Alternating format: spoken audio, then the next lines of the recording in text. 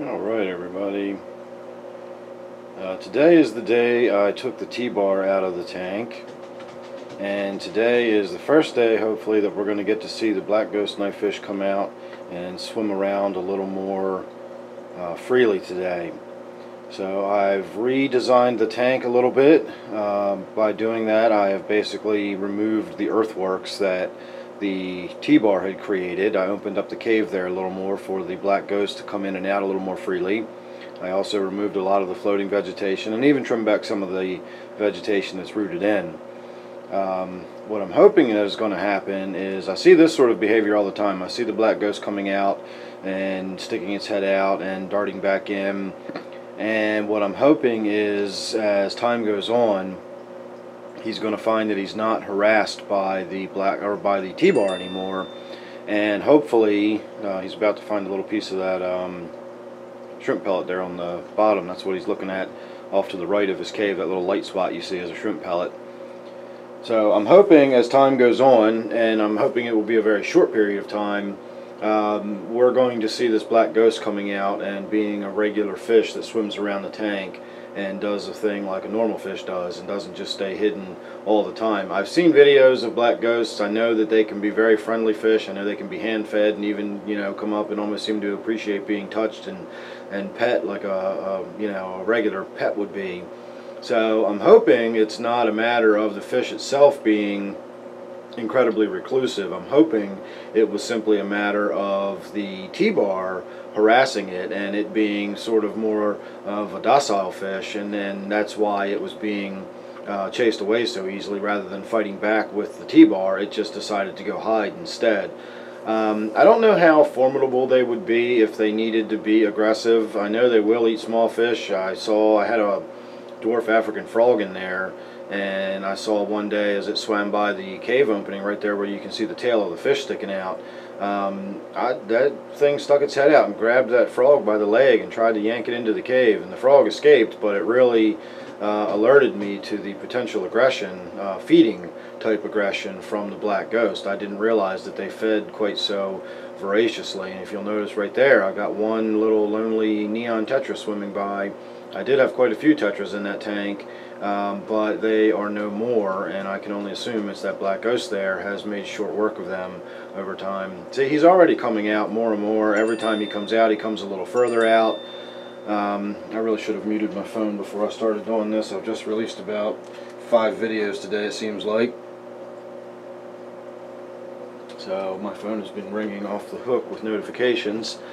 So nothing specific in this video. I'm just chatting away and just hoping we can get a good look at the black ghost. I'm hoping he really comes out fully and swims around the tank rather than these sort of little in and out.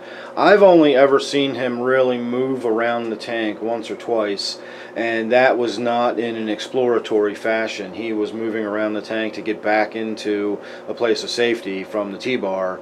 So this is definitely the most I've really seen of him starting to come out, and this makes me very happy. It looks very likely that as time goes on, there's no other fish in this tank that pays him any mind whatsoever. Pretty soon he's going to be a nice little happy fish that comes out and swims around all the time. So hopefully this tank will get much more interesting. The tank that I moved the T-Bar to is really interesting. I'm really happy with that already. I'm not going to say anything about it because I've done so many videos. I don't know what I've released already in what order, so I don't want to spoil any secrets if I have not given them away yet when I'm releasing this video. So no big secret here. Everybody knows I'm getting the T-Bar out of this tank. Everybody knows the whole purpose for doing that was to get the black ghost to come out a little more freely. Now I did just see it come out and was swimming around the back of the tank, and now I've lost it. Oh no, it's in the cave system on the left, and that's a very good sign as well. The cave system on the left is actually where it goes at night. Let me see if we can zoom out a little bit and get a little more of the tank in. The cave system on the left is where it goes at night because it's a much roomier cave system, and that allows it to I guess just be less cramped up. The problem was that the T-Bar could get into those caves on the left, and it would follow the black ghost in there and continue harassing it. So when the lights would come on in the morning, the T-Bar would wake up and the black ghost would leave its larger cave and it would go back over into where it is now. So hopefully in time it will come to realize that it does not have to stay in that little cave all the time, and maybe it'll even begin to realize that it doesn't need to stay in the caves all the time at all and will come out a little more frequently. It is a fairly brightly lit tank, and it is a nocturnal and slightly reclusive type fish. Boy, I'm just loving this. I really hope we're going to have a completely different feel of a tank here. It's going to immediately go from a T-Bar tank to my black ghost tank. So I'm definitely going to have to change the name on the playlist. And he definitely does not seem like he's being minded, you know, by any of the other fish in the tank, and he's not paying any attention to them. So this is very exciting. I'm quite happy to see that we might actually have success here. This is exactly the goal I was trying to achieve, was to get that black ghost to come out and be more, you know, forthcoming. Ultimately, unfortunately, I will probably have to remove the fish from this tank. They do get very big. I didn't realize they got quite so big when I bought it. And this is only a 40-gallon tank, so, you know, at some point it's going to have to go. But I'll probably get another year or more out of it before it just outgrows this tank. So that is definitely good news. Now, I do have its cousin, interestingly enough. The cousin that I have is the Peter's elephant nose, and that is actually a South American fish. So when I had this tank set up as my African tank, I had, I'm sorry, the Peter's elephant nose is an African fish, and this is a, am I getting that backwards again? I actually can't remember anymore, so I'm going to stop talking because I feel like every time I say something, I'm second guessing myself. But at any rate, I would have room in my 125 if I swapped this out, and I believe the black ghost is an African fish, and that would actually work in the 125. But what I have in the 125 is the elephant nose, which I believe is the South American cousin to this black ghost that we're seeing here.